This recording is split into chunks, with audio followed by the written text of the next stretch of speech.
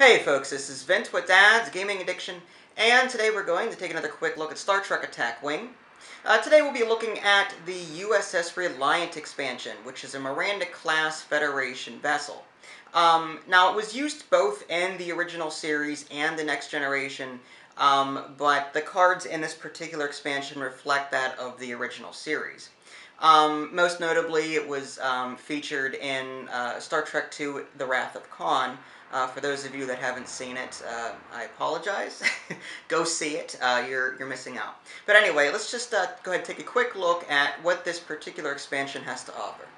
Okay, now here's a quick snapshot of the components. Just keep in the back of your mind that the tokens are not included in this shot. Again, I usually leave the tokens out of these expansion videos just because I don't feel like repeating myself. They tend to overlap. You'll get a lot of the same tokens from expansion to expansion. Just keep in the back of your mind that the tokens included are usually reflective of the ship class in question. So here's a quick look at the model. Let's go ahead and see if I can focus in on this. Definitely larger than the U.S.S. Enterprise expansion, so I'm happy about that. It's also a little bit more detailed, which is kind of nice.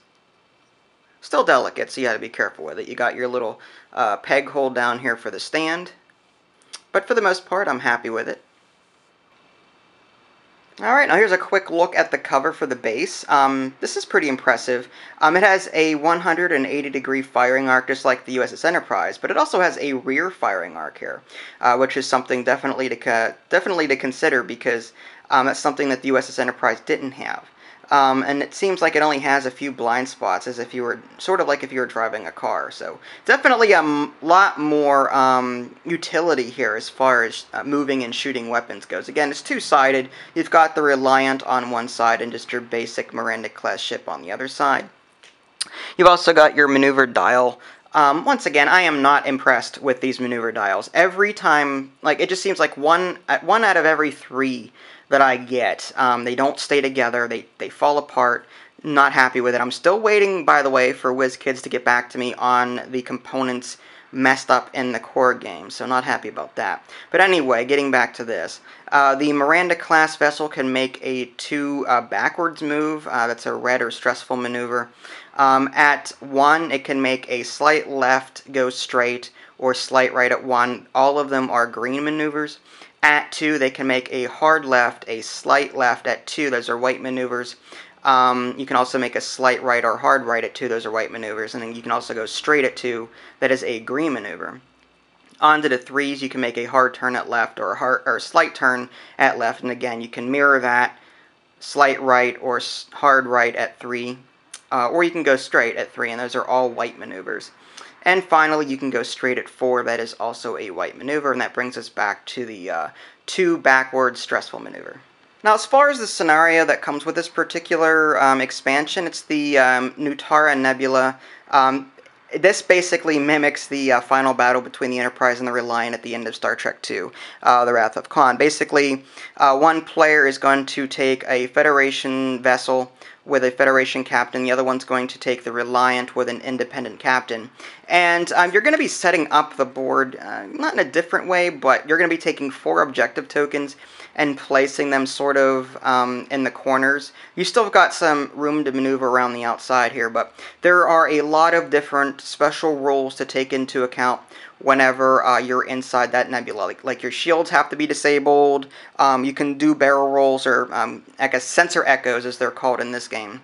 Even if you don't have that particular skill set, you get to roll 2 extra defense die, and so on and so forth. And the objective here is just basically to blow your opponent's ship out of the water. Alright, as far as the cards are concerned, this is the reference card that basically mirrors what you just saw on the maneuver dial, so that's cool. You've got, as far as ships go, the U.S.S. Reliant. It has an attack of 2, defense or agility of 2, hull of 3, shields of 3. The special action here, you gain 1 attack die when firing at range 1. As far as the actions, you've got your evasive maneuvers, target lock, scan token, and battle stations token. Has a few upgrades down here, nothing fancy. And you can add this to your fleet for 20 points. And then finally, you just have this regular Federation starship, same class of vessel. 2232 are the stats. As you can see, slightly different. The shields are 1 lower. as far as the Federation starship is concerned. Same actions, one less upgrade down here, and you've got 18 point cost. Captains. I was looking forward to this just because, I mean, who wouldn't want to play as Khan? I mean, really. But anyway, Khan Singh, he has a captain skill of 8. He has a point cost, though. He's independent faction, so you have to give yourself a point penalty if you want to add this to your fleet. At least that's how I think it works. But anyway, Khan Singh's captain, his special ability, you may use any upgrades without paying a faction penalty. This is what I was talking about just with this extra point cost. You may use any upgrades without paying a faction penalty. During an attack, if you spend a battle station token, each of your battle station results becomes a critical instead of a regular hit. So, pretty powerful ability there. Clark Terrell, he was the captain of the Reliant before Khan took it over from him in the Wrath of Khan. As a captain, he has a pilot or captain skill of 2, and I keep using Star Wars terms interchangeably, so I apologize. But the special ability: any friendly ships within range 1 of your ship gains +1 defense die. So this definitely favors a support role using multiple ships that has a point cost of 1. Khan's had a cost of 5, by the way. And finally, you just have this Federation captain. He looks familiar for some reason. I want to say he was also in the Wrath of Khan as just like an officer or something.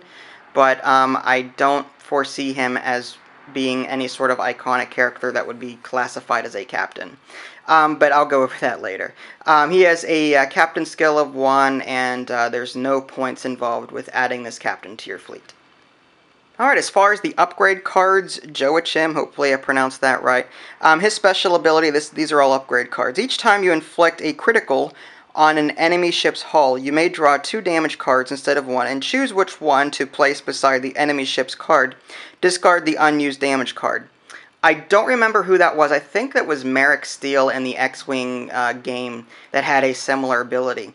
He was a pilot. But anyway, he has an independent faction cost of 4. Kyle, the same Kyle that was in the original series, is mainly seen in the transporter room as the transporter chief. But as an action, if you performed a green maneuver this round, repair 1 shield token and reduce your total attack dice by 2 this round, similar to Scotty's ability in the U.S.S. Enterprise expansion. He has a point cost of 2. Pavel Chekhov. Your ship can remove 1 auxiliary power token after performing a white maneuver. That's pretty good. He has a upgrade cost of 3. Follower of Khan. As an action, if your ship is not cloaked, disable all of your remaining shields and target a ship at range 1 to 2 that is not cloaked and has no active shields. Discard this card and 1 upgrade of your choice, this little chevron upgrade, I don't know what it's called, of your choice on the target ships. I've seen this on the base game, like a lot of one of the Klingons and one of the Romulans has an ability similar to this. This has an upgrade cost of 1, it's an independent faction card. Stab at Thee, that's also an upgrade. If your ship was just destroyed, roll 3 attack dice and inflict the resulting damage on all ships within range 1 of your ship.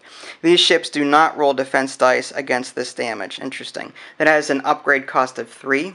It's also an independent faction upgrade card. Photon torpedoes, nothing new or fancy here. 4 attack dice, range 2 to 3. As an attack, target lock. Spend your target lock and disable this card to perform this attack. You may convert 1 battle station result into a critical hit result. You may fire this weapon from your forward or rear firing arcs. That has a upgrade cost of 3. Finally, Superior Intellect, that's Genesis device.